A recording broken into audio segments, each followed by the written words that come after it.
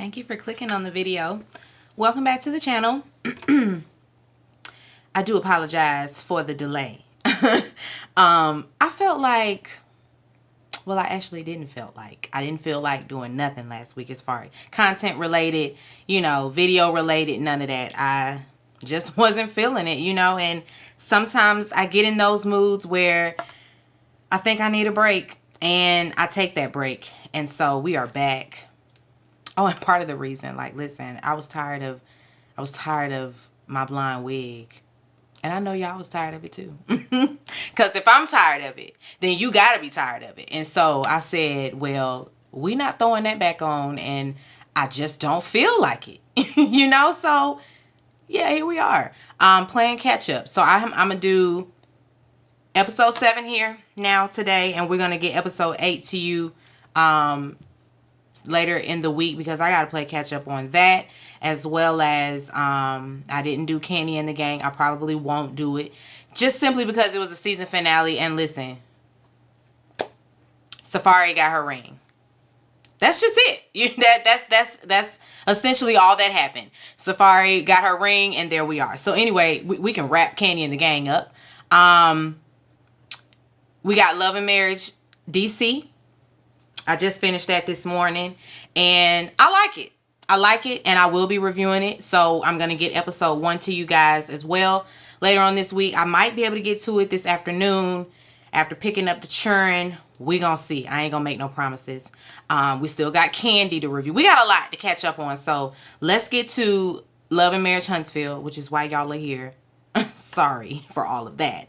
All those disclaimers, but here we are. Okay. Season 4, episode 7, My Bloody Galentines. So Kimmy, she drops in on Destiny at Madani. And of course, Kimmy, like everybody else, is wondering what's going on between Destiny and Mel and what's happening in their friendship. How are things? What's going on? What was the breakdown? What's going on? Destiny fills her in on their last conversation. Kimmy, of course, tells her, well, yeah, I talked to her too. And Mel did express that Destiny was talking, about Melody to Tisha. And Destiny is just like, okay, so what she said, I said, what are the specifics? And Kimmy's like, well, she didn't really elaborate. She's like, yeah, because it's nothing really. If she gives you specifics, then she'll have to, point out the fact that nothing bad was said about her, not from my mouth. And so I guess, Melody doesn't want all of that coming out. She has to keep this narrative that Destiny was just sitting up bad mouthing her with Tisha. Kimmy tells her that Melody, said that Melody told her that Destiny apologized, and of course, which by definition is the acknowledgement of, wrongdoing. Because Destiny was like, I ain't apologized. I said, if I made you feel bad or if I made you feel away, I apologize. I ain't apologizing for what she's accusing me of, or, whatever. Blah, blah, blah. Destiny, tells her that Mel doesn't want her talking to Martell. It's just all bad. Melody is basically, anybody she don't like, she don't want her friends fooling with him either. And that's just where Melody is with that. But it's surprising to everyone that Melody is saying that Tisha's her enemy, being that she and they made up. Well, at least we thought they did. We thought that they had squashed things and that things were, they were turning things around, but I guess not. Kimmy segues into a girls night out situation. She wants to have all the girls come together, for a girls night out type of situation, a Galentine celebration. It's basically, she's trying to, rehash things with people, get everybody in one space and on one accord, so that they leave, with all the beef squashed and all of that mess under the bridge. That's the goal. That's the goal, is to work it all out. And so Kimmy is hopeful that, it's going to be all right. I don't know, they ain't at her house or nothing though. She said they're going to have to meet in public. So if it does pop off, people can just go home, because Destiny says she's going to go. She's open to showing up, she'll be there. All right, Marceau, he drops by Maurice's office. Marceau is working with somebody who wants to build an apartment complex, and so good for him. He changes the subject to Martell. He tells Maurice that Martell, dropped by, wanted to get back into Scout, and Tisha's against it. Tisha apparently bought him out. She put up the funds to buy him out, and so she really is the go-to person. Like, you really want to, do something, she's the one that's going to make the decision. Although they make a decision together. They're married. So there's that. But he's throwing it all on Tisha's lap. He ain't looking to, he don't think that Martell will be buying back in anytime soon. They're going to have to work on that. Maurice asks, okay, so if he does buy back in, who's selling their shares, you or Tisha? Marceau ain't thinking that far ahead because he don't feel like they even gonna get there. But we'll see. Melody,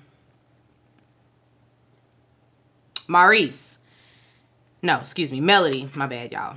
Melody, she goes to see her therapist, and just checking in on Mel to see if Mel's been doing her homework. Mel says she's removed all of that. She calls them energy vampires. She removed the energy vampires from her social circle. And so she's doing the work. She tells her that Kimmy has an event coming up and that, everybody's going to be there. And of course, we have to talk about what her triggers are and how she's going to navigate, in this setting. And because we want Melody to rise above. We want her to fly above all the haters. But Melody, of course, is like, well, that was the old me. That was the old me that, 2022 Mel ain't really here for the mess. I'm clapping back at this point in my life. But I mean, I'm going to still, exercise the tools that you gave me. But if need be, I'm going to go there. I'm going to match energy. That's where Melody is. Anyway,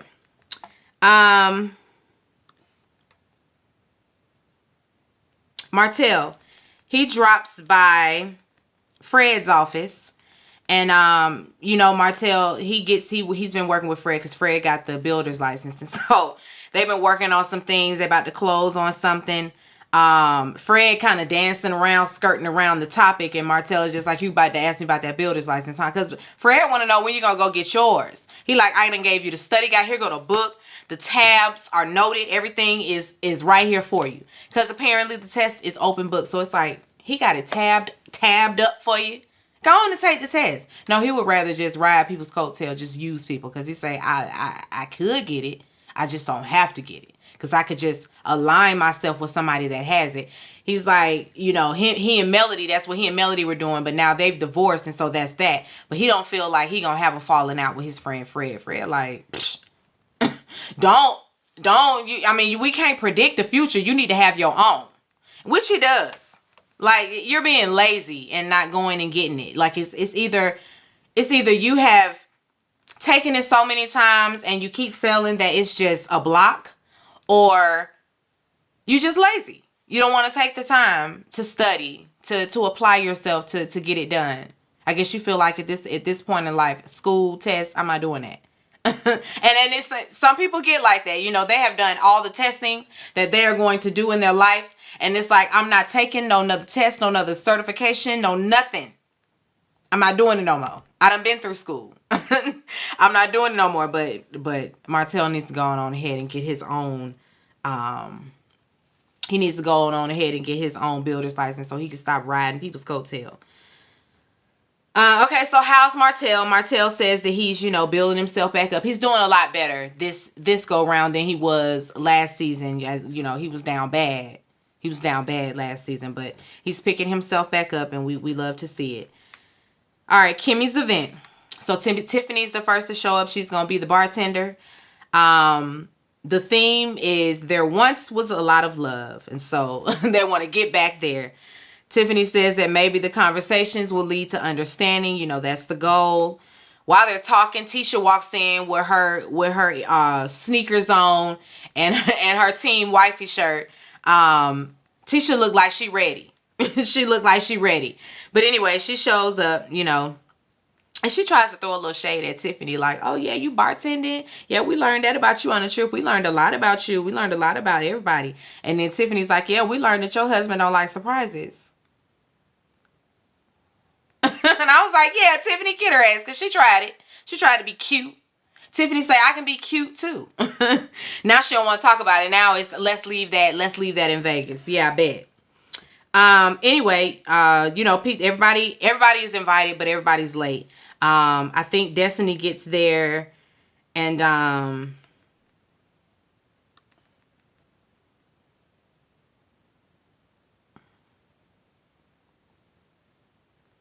anyway, Tisha ends up bringing up Mel's party. She heard that she was the topic of discussion. And before she can get, dive deep, we're going to put a pin on that because we're waiting on Mel, Destiny, and Stormy. Kimmy, she tells them, let's not do the girl thing. Let's not call each other out our name. Let's just keep things real nice. And Tisha's like, can I say bitch? No, you cannot say bitch, girl. Anyway, Mel and Stormy, they arrive together. Tisha's in her phone. She doesn't get up. Melody notices that she didn't even get up to greet me and blah, blah, blah, blah, blah. It's like, girl, cry me a river. Like, ain't she your enemy? So why she getting up to speak to you? That don't even make sense. You want the enemy to go out their way to greet you? I'm not greeting nobody I don't like. That's what I got for you. Would you like that? Like, girl, please. Greet you. I'm gonna be in my phone too, because I don't even see you. Who's here? Oh. Melody, girl, sometimes it's like, girl, please. Because in the same breath, when Destiny arrives, she does the same thing. So, girl, what are we doing? What are we doing? Anyway, they play this game where they write on one side, a fact about themselves, and on the other side, a misconception. And let me see. Okay, so first, no, I'm not going to go through all of these. I'm not going to go through all of these. But in playing the game, Melody feels like her misconception is that she doesn't care about people's feelings. And of course, she disagrees. Tisha's, she says one thing and then thinks twice, and it's like, oh, I should have said that the misconception is that I'm naive. And it's like, no, there's no misconception with that. None whatsoever, but okay.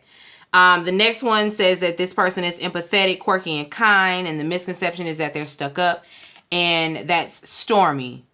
I don't think we're misconstruing that either. When we get to Tiffany, hers is, she says Destiny. When we get to Destiny, she says that she's a visionary, and she says she's a dreamer, and she loves supporting people, and she's, and supporting the underdog. The misconception is that she's aggressive. And Kimmy's like, you think that's a misconception? And it's like, now Kimmy, why you do that? Because the fact that you chimed in and piped up on, you think that's a misconception? That's shady. That's shady, Kimmy, because what you're saying is she is aggressive. And I don't feel like Destiny is aggressive. I think that she's she's very direct. Very. Almost to a point where it comes off aggressive, because normally, I guess people would change their tone or kind of, skirt around things, whereas Destiny catches shade very quickly, or at least what she perceives as shade, and she bites back. Like, it's you're not gonna get the shade by, or like some people, it can kind of go over your head. You don't really realize it. No, not Destiny. She catching tones, delivery, all of that, and she's matching it. I don't think, because she's like, I don't feel like I'm aggressive, but okay, like, she's like, I've gotten to a point in my life where I have controlled that about me, and so you may see it as aggressive. I don't. But anyway, they have to do this whole game, and Kimmy, is trying to wrap up the game, with a speech, and then Tisha interrupts, like, what, I'm gonna stop you there. So I heard that the party that Melody had, y'all was talking about me. It was a lot going on about Tisha this, Tisha that. And so I'm here. So what you got to say it to my face, because I'm right here. And everybody like, whoa. this is going left. Like, what was said? Who said that? Who said that? So Melody's like, well, who was talking about you, Tisha? And of course she's like, well, first of all, I heard that you had a lot to say, that you were trying to get my cousin to say this, that, and the third.